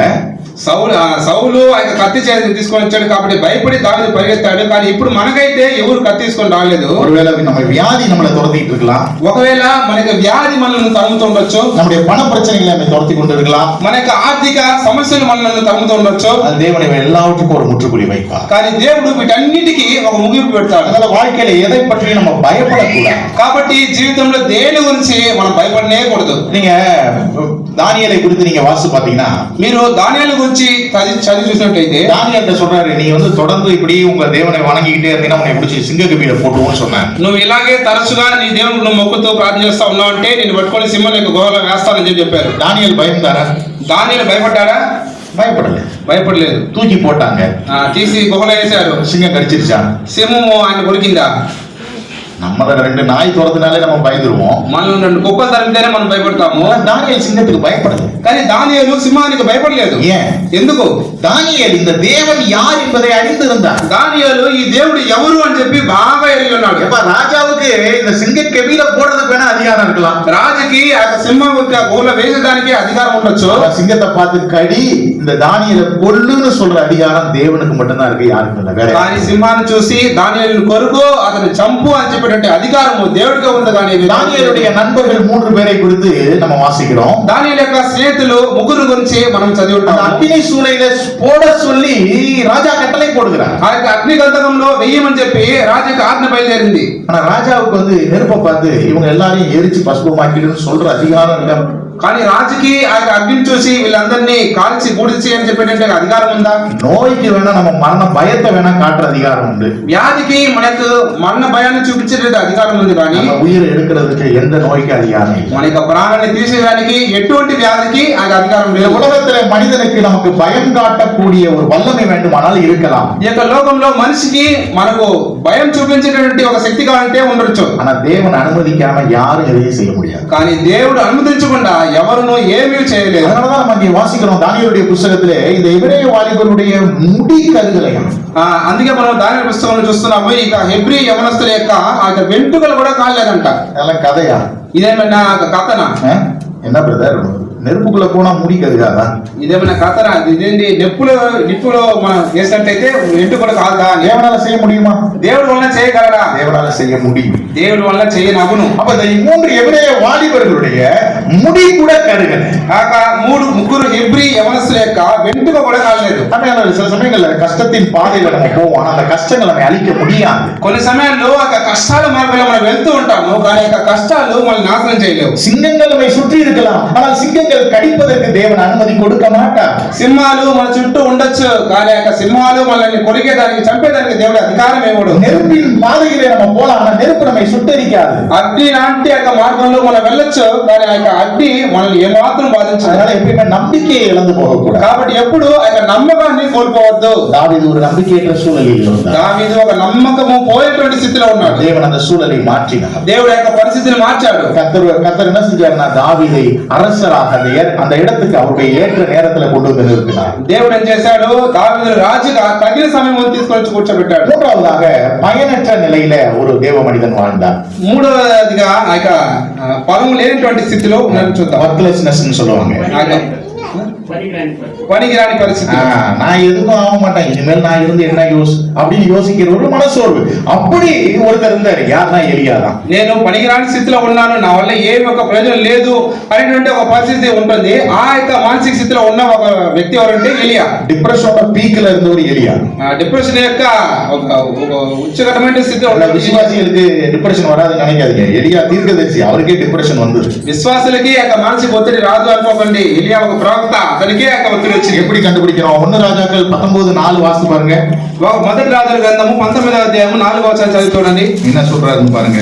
ఏం చెప్తున్నాడో చూడండి. அவன் வனாந்திரத்தில் ஒரு நாள் பிரயாணம் போய் ஒரு சூரச் செடியின் கீழ் உட்கார்ந்து தான் சாக வேண்டும் என்று கூறி, போதும் கர்த்தாவே, என் ஆத்துமாவை எடுத்துக்கொள்ளும், நான் என் பிதாக்களை பார்க்கிலும் நல்லவன் அல்ல என்று சொல்லி. இப்ப நம்ம வாசிக்கிறோம், எலியா என்ன சொல்றாரு? போதும் போதும், நான் வந்தது போதும், நான் யாரோடய நல்லவங்கலாம் கிடையாது. இல்லையா? சில சமயங்கள்ல டிப்ரெஷன்ல இருக்கவங்க சொல்றாங்க, இப்ப நான் வாழ்க்கை என்ன பண்ண போறேன்? ఇప్పుడు ఎలియా చెప్తున్నాడు, చాలు ఇంత మటుకు చాలు, నేను దీనిపైన బతికి ఏం చేయబోతానని చెప్పి కొంతమంది మనుషులు చెప్పి కూడా మనం వింటాం. அது சொல்றேன், எடுத்துக்கங்க, నన్ను తీసుకోండి. என்னங்க தீர்க்கதரிசி போய் இப்படி ஒரு ஜெபத்தை செய்யலாமா? ఒక ప్రవక్త ఇటువంటి ప్రార్థన చేయొచ్చా? நமக்கு மனசோர்வு இருக்கும்போது நம்ம நேரடியா ஆண்டவரே நீங்க என்னை எடுத்துக்கணும்னு சொல்ல மாட்டோம். ஆண்டவரே ஏன் என்னைய பாக்குறதுக்கு, இதெல்லாம் பாக்குறதுக்கு என்னை பூமியில வச்சிருக்கீங்க. మనకు కూడా మానసిక నీరసం ఉండేటప్పుడు నన్ను తీసుకో ప్రభువా అని చెప్పము, కానీ ఎందుకు ప్రభువా ఇట్లాంటి కార్యం నాకు అనుమతిస్తున్నారు అంటున్నాం. மனசோர்வினுடைய ஒரு வெளிப்பாடு. అది మానసిక నీరసం యొక్క ఒక బయలుపాటు. பாருங்க, இந்த மனசோர்வில் இருக்கக்கூடிய எலியாவை தேவன், நீ எல்லாம் ஒரு தீர்க்கதரிசியா, உன்னைய வச்சு மக்களுக்கு நான் நல்லது செய்யலாம்னு நினைச்சா நீ இப்படி பண்ணலாமா, நீ ஊழியத்துக்கே லாய்க்கு இல்ல அப்படின்னு அவர் இன்னும் மனசோர்வை அதிகப்படுத்தல. ఈ యొక్క మానసిక నీరసిక స్థితిలో ఉన్నటువంటి ఎలియాను దేవుడు చూసి, నిన్ను ఒక ప్రవక్తగా నియమించున్నాను, నువ్వు ఇలాగంతా చేయొచ్చా, మాట్లాడచ్చా, నువ్వు పనికిరావు అని చెప్పి దేవుడు అలా చెప్పలా. இந்த எலியா ஒரு சாதாரண மனிதர் இல்ல. ఎలియా ఒక సాధారణ వ్యక్తి కాదు, ரொம்ப தைரியமானவர், చాలా ధైర్యం కలిగిన వాడు. ஆகாப்ட போய் 3 வருஷம் மழை வராதுன்னு தைரியமா சொன்னாரு. 3 வருஷம் மழை வரல. అహాబ్ దగ్గరికి వెళ్ళి 3 సంవత్సరాలు వర్షం కురియదని చెప్పి ధైర్యంగా చెప్పాడు. 3 సంవత్సరాలు వర్షం రాలేదు. அந்த அவர் பாகால் தீர்க்கதரிசிகளுக்கு முன்பதாக வானத்திலிருந்து அக்கினி வரும்னு சொல்லி அக்கினியை இறக்கி கர்த்தரே தெய்வம் என்கிறத கர்மேல் பர்வதத்துல நிரூபிச்சு காமிச்சாரு. ఆ యొక్క బయలు ప్రవక్తల దగ్గరికి వెళ్ళి ఆకాశం నుంచి అగ్నిని కురిపించి ఆ యొక్క ప్రభువే నిజమైన దేవుడు అని చెప్పి నిరూపించాడు. பாகாலுடைய தீர்க்கதரிசி எல்லாம் வெட்டி போட்டார். బయలు యొక్క ప్రవక్తలందరినీ నరికి చంపించాడు. ஆனா இப்ப ஏன் ஒரு டிப்ரெஷனுக்குள்ள போனாரு? కానీ ఇప్పుడు ఎందుకు ఆ మానసిక నీరసానికి పోయినాడు? ஏன்னா యేసబెల్ சொன்னாங்க, இன்னும் 24 மணி நேரத்துல நான் அவனை கொல்றேனா இல்லையான்னு பாருங்க அந்த பெண்மணி சொன்னாங்க. ஏன்னா அவங்க அதிகாரத்தில் இருந்தார்கள். அதை கேட்ட உடனே தான் இந்த எலியாவுக்கு பயத்தினால அவர் இப்படி பேச ஆரம்பித்தார். ఆ యొక్క యెజబెల్ అనేటువంటి రాణి చెప్పినటువంటి మాటలు బట్టి 24 గంటల్లో నేను చంపుతాననేటువంటి చెప్పినటువంటి మాటను బట్టి ఎలియా భయపడి ఇక మానసిక నీరసానికి గురయ్యాడు. என்னைக்கு நம்ம தைரியத்தை இழந்து பயத்திற்கு போறோமோ அப்ப நமக்கு மனசோர்வு இன்னும் அதிகமாகிவிடும். ఎప్పుడు మనము ధైర్యాన్ని కోల్పోయి భయానికి లోనవుతామో అప్పుడు ఆ మానసిక నీరసానికి ఇంకా ఒత్తిడికి లోనవుతాం. சரி, தேவன் நம்ம டிப்ரெஷன்ல இருக்கும்போது நம்ம மேல அக்கறையா இருப்பாரா, இருக்க மாட்டாரா? సరే, మనము డిప్రెషన్ లో ఉన్నప్పుడు దేవుడు మన మీద అక్కర కలిగిన వాడుగా ఉంటారా లేదా? எலியா மேல அக்கறையா இருந்தார். ఎలియా మీద అక్కర కలిగిన వాడుగా ఉన్నాడు. எலியாவை கூப்பிட்டு நான் உன் மேல டிசிப்ளினரி ஆக்ஷன் எடுக்க போறேன், நீ எப்படி அப்படி ஜெபம் பண்ணலாம், நீ அதுக்கு முதல்ல வந்து மன்னிப்பு கேளுன்னு கர்த்தர் சொல்லுங்க. ఎలియా దగ్గరికి వచ్చి నేను ఈ యొక్క క్రమశిక్షణ గురించి నేను ఒక చర్య తీయబోతున్నా, నువ్వు ఎందుకు ఇలా చెప్పొచ్చు అని చెప్పి. 1 రాజాக்கள் 19 அதிகாரம் 5ஆம் வசனம் வாசித்து பாருங்க. మొదటి రాజుల గ్రంథము 19వ అధ్యాయము 5వ వచనం చదివి చూడండి. ஒரு சூரை செடியின் கீழ் படுத்துக்கொண்டு நித்திரை பண்ணினான். அப்பொழுது ஒரு தூதன் அவனை தட்டி எழுப்பி எழுந்திருந்து போஜனம் பண்ணு என்றான். இங்க வாசிக்கும் போது ఇక్కడ చదివి చూసేటప్పుడు கர்த்தர் யாரை அனுப்புறாரு? ప్రభు ఆ దేవుడు ఎవరిని పంపిస్తున్నాడు? தூதனை அனுப்புறாரு. దూతను పంపిస్తున్నాడు. நீ எனக்கு கீழ்ப்படியாம நீ இப்படி எல்லாம் ஜெபம் பண்ற, அதனால நீ அப்படியே கடை అయ్యా ஆண்டவர் விடல. నువ్వు నాకు విధేయత చూపించకుండా ఎలాగంతా ప్రార్థన చేస్తున్నావు, అలాగే ఉండు అని చెప్పి చెప్పలా. கர்த்தருக்கு தெரிஞ்சது இப்போ எலியாவுக்கு என்ன தேவைன்னா உணவும் ஓய்வும் தான் எலியாவுக்கு தேவை. దేవుడు తెలుసు ఎలియాకి ఏం కావాలంటే ఇప్పుడు ఆ యొక్క ఆహారమును కొంచెము అలసపడడం కావాలి అని. அதனாலதான் நம்ம இங்க வாசிக்கும் பொழுது 5ஆம் வசனத்துல அவர் வந்து ஒரு தூதன் அவனை தட்டி எழுப்பி எழுந்திருந்து போஜனம் பண்ணுன்னு சொல்லி அவர் கூப்பிடுறாரு. అందుకే 5వ వచనం చూసినప్పుడు ఒక దూత వచ్చి అతను ముట్టి నీవు లేచి భోజనం చేయమని చెప్పేది చూస్తున్నాం. நான் ஏற்கனவே சொன்னேன், அதிக மனசோர்வு இருந்தா தூங்கிக்கிட்டே இருப்போம். నేను ఇంతకు ముందే చెప్పాను, ఎక్కువైనటువంటి మానసిక నీరసం ఉన్నట్లే ఉన్నాడు కూడా నిద్రపోతూనే ఉంటాడు. எலியா சாப்பிடாம தூங்கிக்கிட்டு இருக்கிறாரு. ఎలియా తినకుండా నిద్రపోతున్నాడు. இப்ப கர்த்தர் அவருடைய மனநிலையை புரிந்து கொண்டு உணவை கொடுத்து தூதனை அனுப்பி உணவை எடுத்துட்டு போய் அவரை எழுப்பி சாப்பாடு கொடுப்பான்னு சொல்றாரு. ఇప్పుడు దేవుడు ఎలియా యొక్క మానసిక స్థితిని ఎరిగి దూతను పంపించి లేచి భోజనం పెట్టి నువ్వు తిను అని చెప్తున్నాడు. இப்ப அவர் வந்து நம்ம வாசிக்கிறோம் 6ஆம் வசனத்துல அவர் எழுந்து பார்க்கும் பொழுது சுடப்பட்ட அடையும் ஒரு பாத்திரத்துல தண்ணீரும் அவர் தலைமாட்டில இருந்தது. ఇక్కడ 6వ వచనం చూసినప్పుడు అతని తల దగ్గర కాల్చబడిన అప్పమును నీళ్ల బుడ్డి కనబడిన చెప్పి చూస్తున్నాం. சாப்பிட்டுட்டு தண்ணியை குடிச்சிட்டு என்ன பண்றாரு? ఇప్పుడు తిని నీళ్లు తాగిన తర్వాత ఏం చేస్తున్నాడు? திரும்ப படுத்துட்டாரு. మళ్ళీ నిద్రపోతున్నాడు. கர்த்தர் வந்து தலையில கொட்டல. ప్రభు వచ్చి తన తల మీద ముట్టికాయ நான் தூதனை அனுப்பி எந்திரிப்பான்னு சொன்னா நீ பாட்டு திருப்பி தூங்குறிய, உனக்கு மரியாதை தெரியாதுன்னு கர்த்தர் சொல்லல. నేను దూతను పంపించి నీకు ఆహారం ఇస్తే నీకు మర్యాద తెలియదా, మళ్ళీ తిరిగి నిద్రపోతున్నావు అని చెప్పి అడగలేదు. கர்த்தர் திரும்ப கொஞ்ச நேரம் அந்த தூதனை வெயிட் பண்ண சொல்றாரு. మళ్ళీ దూతను కొంచెంసేపు వేచి ఉండని చెప్పి దూత చెప్తున్నాడు. இப்ப தூதன் போயிட்டு திருப்பி 2வது தடவை வந்து இப்போ எலியாவை தட்டி எழுப்புகிறார். ఆ దూత వెళ్ళి మళ్ళీ తిరిగి కొంచెం వచ్చి మళ్ళీ రెండోసారి ఎలియాను తట్టి లేపుతున్నాడు. அப்ப எழுந்து தப்பா நீ திருப்பி சாப்பிட்டுட்டு நீ போக வேண்டிய தூரம் ரொம்ப தூரம்னு சொல்றாரு. తర్వాత భోజనం ఇచ్చి లేచి నువ్వు తినిన తర్వాత నువ్వు వెళ్ళవలసిన దూరము చాలా ఎక్కువగా ఉంది అని చెప్తున్నాడు. கர்த்தர் எலியா மேல கோபப்படல. దేవుడు ఎలియా మీద కోపడలేదు. கர்த்தருக்கு தெரியும் எலியாவும் ஒரு மனுஷன் தான். దేవుడికి తెలుసు ఎలియా కూడా ఒక మనిషి. எவ்வளவு தைரியமா இருந்தாலும் அவர் ஒரு மனுஷன், அவரும் மண்ணால உருவாக்கப்பட்டவர், அவரும் உடைந்து போகக்கூடியவர் என்பதை கர்த்தர் புரிந்து கொண்டார். ఎంత ధైర్యవంతుడైనా కూడా ఎలియా కూడా ఒక మనిషి, తన యొక్క మానసిక స్థితి నీరసం కలుగుతుందని చెప్పి దేవుడికి తెలుసు. நீங்க வீட்டுல போய் இந்த பகுதியை படிச்சு பாருங்க. கர்த்தர் மெல்லிய சத்தத்துல எலியாவோடு பேசினார். మీరు చాలా ఇంటికి వెళ్ళి ఈ యొక్క భాగాన్ని చదివి చూడండి. దేవుడు చాలా మెల్లని స్వరంతో ఎలియాతోటి మాట్లాడాడు. 10ஆம் வசனத்திலையும் 14ஆம் வசனத்திலையும் நீங்க வாசி பாத்தீங்கன்னா எலியா நினைச்சாரு, நான் மட்டும்தான் இருக்கிறேன், கர்த்தரை பின்பற்றுவதற்கு இந்த பூமியில நான் ஒருத்தன் தான் இருக்கிறேன் அப்படிங்கறத அவர் நினைச்சார். 10వ వచనము 14వ వచనంలో ఎలియా ఈ విధంగా అనుకుంటున్నాడు, భూమి మీద దేవుడు మాట ప్రకారం చేస్తే నేను ఒక్కనే ఉన్నాను అని చెప్పి అనుకుంటున్నాడు. என்னை கவனிச்சுக்கிறதுக்கு யாரும் இல்லங்கிற எண்ணம் எலியாவுக்கு இருந்தது. నన్ను గమనించడానికి ఎవరు లేరు అనేటువంటి ఒక ఆలోచన ఎలియాకు ఉంది. ஆனால் கர்த்தர் அந்த இடத்திலே எலியாவுக்கு ஒரு புதிய ஊழியத்தை கொடுக்கிறார். కానీ దేవుడు ఆ యొక్క స్థితిలో కూడా ఎలియాకి ఒక కొత్త సేవను అందిస్తున్నాడు. எலிசாவை ஒரு உதவியாக அவருக்கு கொடுக்கிறார். ఎలీషాను ఒక సహాయంగా అతనికి పంపిస్తున్నాడు. இது எதை காண்பிக்கிறது? ఇది దేవుడు చూపిస్తుంది. தேவன் எலியாவுக்கு எவ்வளவு கவனமாக கவனித்துக் கொள்கிறார், எலியாவின் மேல் எவ்வளவு அக்கறை உள்ளவராக இருக்கிறார் என்பதை இவைகள் நமக்கு காண்பிக்கிறது. దేవుడు ఎలియా మీద ఎంత అక్కరగా అతను గమనిస్తున్నాడు అనేది ఈ యొక్క సంగతి మనకు తెలియపరుస్తుంది. எலியாவுடைய ஃபீலிங் என்னவா இருந்தது? ఎలియా యొక్క ఆ యొక్క ఆలోచన ఏమై ఉంది? இனிமேல் நம்ம ஊழியத்துக்கு பயன் இல்லை, இங்க வாழ்ந்து நான் என்ன பண்ண போறேன், என்னுடைய பிதாக்களை விட நான் நல்லவன் கிடையாது, நான் என்னை எடுத்துக்குங்கன்னு சொல்லி அவர் நினைக்கிறார்.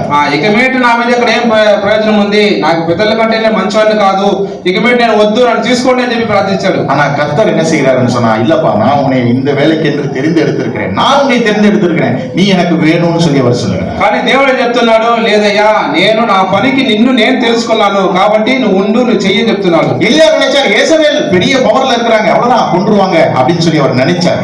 ఎలియా అనుకున్నాడు యెజబెలు ఒక గొప్ప అధికారంలో ఉన్నారు, అంతే అయిపోయింది అని అనుకున్నాడు. ஆனால் கர்த்தர் ஒரு புதிய ஒரு அத்தியாயத்தை எலியாவுடைய வாழ்க்கையில உருவாக்கி கொடுக்கிறார். కానీ దేవుడు ఎలియా యొక్క జీవితంలో ఒక కొత్త అధ్యాయాన్ని ఏర్పరిస్తున్నాడు. பாருங்க, எலியா நினைச்சாரு அவ்வளவுதான் முடிஞ்சு போச்சுன்னு நினைச்சாரு.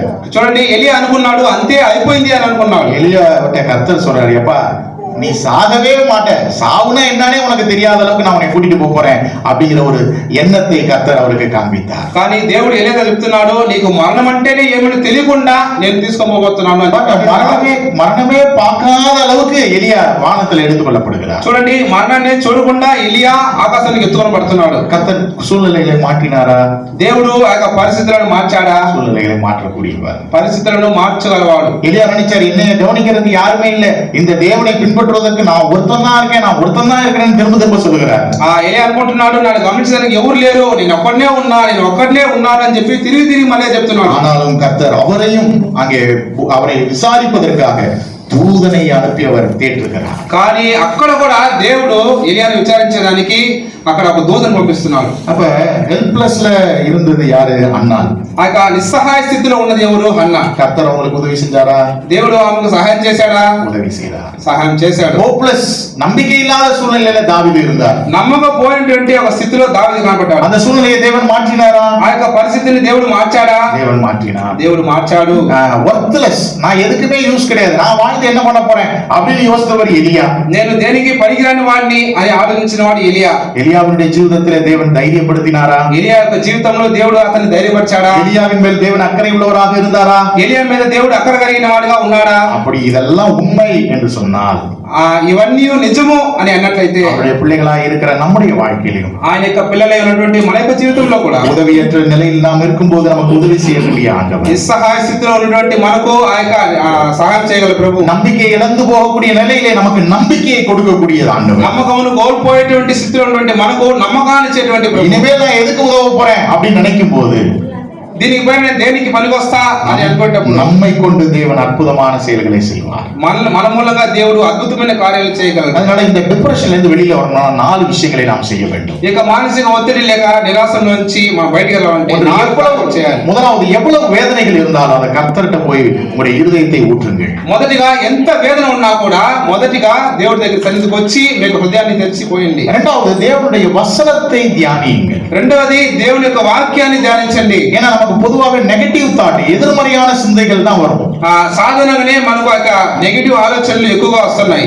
எதிர்மறை சிந்தனைகள்லாம் இப்படி உட்கார்ந்து போய் இது விழுந்துருமோ, ஃபேன் கழண்டு விழுந்துருமோ, இப்படி விழுந்துருவாங்களோ. சில பேருக்கு நம்ம வீட்டுக்காரர் போயிருக்காரு, பைக்ல ஆக்சிடென்ட் ஆயிடுமோ, நம்ம இப்ப சமைக்கிறோம் கேஸ் வெடிச்சிடுமோ, இது மாதிரி நெகட்டிவா திங்கிங் வந்துகிட்டே இருக்கும். మనకు అనేక పరిస్థితుల్లో నెగటివ్ అయినటువంటి ఆలోచన వస్తూనే ఉంటాయి. ఫ్యాన్ పడిపోతుందా, గ్యాస్ అయిపోతుందా, ఇండియా బయటకు వెళ్ళాడు యాక్సిడెంట్ అవుతుందా అటువంటి ఆలోచన వస్తూనే ఉంటాయి. அப்ப நம்ம வேதத்தை படிக்கும் போது தேவன் எதிர்மறையான சிந்தைகளை எல்லாம் எடுத்துட்டு நேர்மறையான சிந்தனைகளை, நம்பிக்கைக்குரிய சிந்தனைகளை அவர் கொடுப்பார். మనం గ్రంథాన్ని ధ్యానించేటప్పుడు ఆయన వ్యతిరేకమైనటువంటి ఆలోచనలు తీసివేసి దేవుడు చక్కనైనటువంటి క్రమమైన ఆలోచన మనకి ఇస్తాడు. மூன்றாவது, தேவ பிள்ளைகளோடு நம்ம ஐக்கியப்படணும். మూడవదిగా దేవుని పిల్లలతోటి మనం ఐక్యత కలిగి ఉండాలి. நம்ம మనసు விட்டு மற்றவர்களோடு பேச வேண்டும். మన యొక్క మనసు విరిచి మిగతాతో మనం మాట్లాడాలి.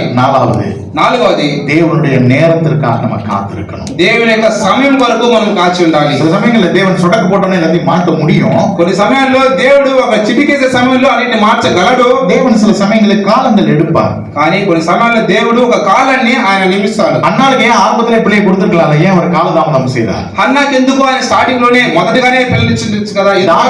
தாவீதை அரசன்னு சொல்லிட்டாரு, ஏன் 8 வருஷம் ஆச்சா? நம்ம பைபிள்ல படிச்சு பார்க்கும்போது 8 வருஷம் இவர் வனாந்தரத்துல ஓடிக்கிட்டு இருக்கிறார். ஏன் 8 வருஷம் ஓட விட்டார்? దావీదుని రాజుగా పిలిచాడు, కానీ గ్రంథ ప్రకారం చూసేటప్పుడు దావీదుని 8 సంవత్సరాలు తిరగనిచ్చాడు. ஆனா தேவன் ஒரு திட்டத்தை வைத்திருக்கிறார். దేవుడు ఒక ఉద్దేశాన్ని ఎంచుకొని ఉన్నాడు. அதனால சில சமயங்கள் அது காலங்கள் எடுக்கலாம். కాబట్టి కొన్ని సమయాల్లో సమయం తీసుకోవచ్చు. ஆனால் கர்த்தர் கைவிட்டாருன்னு நினைக்காதீங்க. కానీ ప్రభు చేయి విడిచాడు అని అనుకోకండి. சாத்தான் சில சமயங்கள்ல நம்முடைய மனசுல என்ன பண்றோம், நீ கர்த்தரும் போற, பைபிள் படிக்கிற, எல்லாம் பண்ற, உன்னை கர்த்தர் கைவிட்டாரே அப்படிங்கிற சிந்தையை சாத்தான் கொண்டு வருவான். సాతాను కొన్ని సమయాల్లో నువ్వు ప్రభు అని చెప్పి వెళ్తున్నావు, దేవుడు నిన్ను చేయి విడిచాడే అనేటువంటి ఆలోచనల్ని మనలో కలిగిస్తాడు. தேவன் நம்ம மேல வச்சிருக்கிற அன்பு உண்மையான அன்பు. దేవుడు మన మీద ఉంచే ప్రేమ నిజమైన ప్రేమ. அவர் ஒரு நாளும் நம்மளை கைவிட மாட்டார். ఆయన ఏ రోజును మనం చేయవిడనే విడువడు. ரோமர் 8:28 வாசிக்கிறது போல தேவனிடத்தில் அன்பு கூறுகிறவர்களுக்கு சகலமும் நன்மைக்கு ஏதுவாக நடக்கிறது. రోమీయుల రాసిన పత్రిక 8:28లో చదివిన ప్రకారంగా దేవుని దగ్గర ఆ యొక్క ప్రేమ చూపించే వారికి సమస్తమును మేలు కొరకే జరుగుతుందని. அதனால டிப்ரெஷன் சொல்லும், நீ தனியா இருக்கிற, உனக்குன்னு யாரும் கிடையாது. కాబట్టి డిప్రెషన్ లో ఉన్న వారికి నువ్వు ఒంటరిగా ఉన్నావు, నీకని ఎవరు లేరు. ஆனா கர்த்தர் சொல்றாரு, కానీ ప్రభు చెప్తున్నాడు, நான் உன்னோடு கூட இருக்கிறேன், నేను నీతో కూడా ఉన్నాను, நான் உன்னை விட்டு விலகுவதும் இல்லை, உன்னை கைவிடுவதும் இல்லை என்று அவர் சொல்லி இருக்கிறார். నేను నిన్ను విడువను నిన్ను ఎడబాయను అని చెప్పి ఆయన చెప్తున్నాడు. டிப்ரெஷன் சொல்றோம், அவ்வளவுதான் முடிஞ்சிருச்சு, உனக்கு இனிமேல் வழியே கிடையாது, வாழ்க்கையே கிடையாதுன்னு டிப்ரெஷன் சொல்லும். ఆ యొక్క మానసిక నీరసం చెప్తుంది నీకు అంతే, నీకు వేరే మార్గమే లేదు, ఇంతే అయిపోయింది అని చెప్పి మనకు తెలుసు. ஆனால் கர்த்தருடைய வார்த்தை சொல்கிறது, உங்களுக்கு ஒரு புதிய வழியை உண்டாக்குவேன். కానీ ప్రభు యొక్క మాట చెప్తుంది, నేను నీకు ఒక కొత్త మార్గాన్ని ఏర్పరిస్తాను. உங்களுக்கு அறியாத பாதை, தெரியாத பாதையில தேவன் உங்களை நடத்துவார். మీరు ఎరుగని మీకు తెలియని పాదల్లో కొత్త మార్గంలో దేవుడు నడిపిస్తాడు. டிப்ரெஷன் சொல்லிடும், எல்லாம் முடிஞ்சிருச்சுப்பா, இனிமேல் ஒண்ணும் கிடையாது, முடிஞ்சிருச்சு அப்படின்னு சொல்லும். ఆ యొక్క మానసిక నీరసం చెప్తుంది అంతే, ఏమీ లేదు, అంతా అయిపోయింది అని చెప్తుంది. ஆனால் தேவனுடைய வாழ்க்கை ஆசீர்வாதம் உள்ள ஒரு எதிர்கால வாழ்க்கை உண்டு என்பதை தேவ வசனம் நமக்கு நினைவுபடுத்தும். కానీ దేవుని యొక్క మాటలో ఆశీర్వాదకరమైనటువంటి ఒక కొత్త జీవితము, ఒక భవిష్యత్తు ఉంది అనేది దేవుని యొక్క వాక్యం మనకు తెలియపరుస్తుంది. எலியா நினைச்சார், அவ்வளவுதான், ஏசபேல் கையில விழுந்தா என்ன ஆகும், அவ்வளவுதான் முடிஞ்சு போச்சுன்னு நினைச்சாங்க. ఎలియా అనుకున్నాడు యెజబెల్ రాణి చేతిలో దొరికితే ఇంక అంతే అయిపోయింది అనుకున్నాడు. ஆனா கர்த்தர் எலியாவை கல்லறைக்கே போகாம தன் பக்கத்திலே அவர் இழுத்துக் கொண்டார். కానీ దేవుడు ఎలియాను ఆ యొక్క సమాధి దగ్గరికి వెళ్లకుండా తన పక్షంగా తీసుకున్నాడు. அதனால இந்த உலகத்துல நம்ம எப்படிப்பட்ட பிரச்சனைகள் வழியா போய்கிட்டு இருந்தாலும், ప్రియులారా, ఈ యొక్క లోకంలో మనము ఎటువంటి సమస్యల మూలంగా వెళ్తున్నా కానీ கர்த்தர் நமக்கு போதுமானவர். ఆ ప్రభు మనకు చాలిన వాడై ఉన్నాడు. நிறைய இயேசு போதுமே, இயேசு போதுமே, எந்த நாளிலும் என் நிலையிலும் இயேசு போதுமேன்னு பாடுறோம். ஆனா பிரச்சனைகள் வந்தா பயந்து போயிடுறோம். కొన్ని సమయాల్లో మనం పాడతాం యేసు చాలును, యేసు చాలును, ఏ స్థితి అయినా ఏ ఇదైనా కానీ సరే, కానీ సమస్యలు వస్తే మనం భయపడుతున్నాం. மனிதர் என்னை கைவிட்டாலும், மாம்சம் அழுகி நாறிட்டாலும், ஐஸ்வர்யம் அழிந்துட்டாலும், ஆகாதவன் என்று தள்ளிட்டாலும் இயேசு போதுமேன்னு பாடுறோம். మనసులు చేయి విసినా కానీ సరే, శరీరం బలహీనమైనా కానీ సరే, ఎవరు నన్ను తోసివేసినా కానీ సరే, యేసు నాకు చాలును అని చెప్పి పాటలు పాడుతున్నాం. உண்மையாவே இயேசு கிறிஸ்துவானவர் போதுமானவர். ప్రియులారా, నిశ్చయంగా ప్రభువైన యేసుక్రీస్తు వారు మనం చాలినవాడు. வாழ்க்கையில எத்தனை பாடுகள் வந்தாலும், எத்தனை கஷ்டங்கள் வந்தாலும், జీవితంలో ఎన్ని కష్టాలు ఎన్ని శ్రమలు వచ్చినా కానీ సరే, அவரை பின்பற்றி நம்ம போகும்போது எந்த சூழலிலும் நம்ம வெட்கப்பட்டு போக மாட்டோம். ఆయనను వెంబడించి మనం వెళ్ళేటప్పుడు ఏ యొక్క పరిస్థితిలో కూడా మనం సిగ్గుపరచబడము. நம்ம மேல அக்கறை உள்ள தேவன், మన మీద అక్కర కలిగిన దేవుడు, அவருடைய நித்திய வாழ்க்கையை பத்தி யோசித்த கர்த்தர், ఆ యొక్క నిత్య జీవితాన్ని గురించి ఆలోచించిన దేవుడు இந்த கொஞ்ச கால வனாந்திர யாத்திரை குறித்து அவர் யோசிக்காம விட்டுருவாரா? ఈ యొక్క కొంచెం కాలం ఈ యొక్క అరణ్యవాసాల గురించి ఆలోచించకుండా వదిలిపెడతారా? உங்களை பரலோகத்துக்கு போகணும்னு ஒரு பெரிய விலை கொடுத்த கர்த்தர், మిమ్మల్ని పరలోకానికి తీసుకోవాలని చెప్పి ఒక గొప్ప బెరను చెల్లించేటువంటి ప్రభు இந்த பூமிக்குரிய கொஞ்ச கால வாழ்க்கையில நம்ம கைவிட்டுருவாரா? ఈ యొక్క భూమిని గురించినటువంటి కొంచెం కాల జీవితంలో మనం చేయవిడుస్తాడా? அதனால அவர் கைவிட மாட்டார். నిశ్చయంగా ఆయన చేయవిడు. அதனால நம்ம மனசோர்வுல இருந்து நம்ம தான் வெளியில வரணும். కాబట్టి మన యొక్క మానసిక నీరసంలో నుంచి మనమే బయటికి రావాలి. கர்த்தரை சார்ந்து வாழுங்கள், దేవుణ్ణి ఆధారం చేసుకొని జీవించాలి. கர்த்தர் நம்மோடு இருக்கிறார் என்ற உணர்வோடு வாழுங்கள். దేవుడు నాతో కూడా ఉన్నాడు అనేటువంటి ఒక గ్రహింపు కలిగి జీవించండి. நம்ம கர்த்தருக்குள்ள எப்பொழுதும் சந்தோஷமா இருக்க முடியும். మనము ప్రభువునందు ఎల్లప్పుడూ సంతోషంగా ఆనందంగా ఉండగలము. வருங்காலங்களிலே இந்த கொஞ்ச கால வாழ்க்கையிலும் சந்தோஷமா இருப்பதற்கு, அவரை சார்ந்து வாழ்வதற்கு தேவன் நமக்கு உதவி செய்யட்டும். ఈ యొక్క కొంచెంకాల జీవితంలో భవిష్యత్తులో కూడా ఎక్కువగా మనము సంతోషంగా జీవించడానికి ఆయనను ఆధారం చేసుకొని జీవిస్తాం. அவருடைய நாமம் மகிமைப்படுவதாக. ఆయన నామం మాత్రం మహిమ కలుగును గాక.